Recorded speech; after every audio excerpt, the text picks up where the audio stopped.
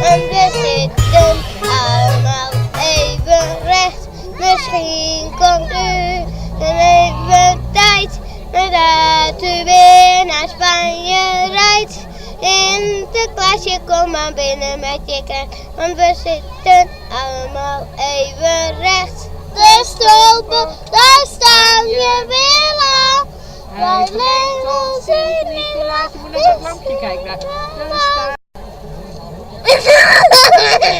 Ik wil graag de allernijste Bentley. En dus men wil graag de nieuwe Porsche Cayenne. En ik wil een pepernut.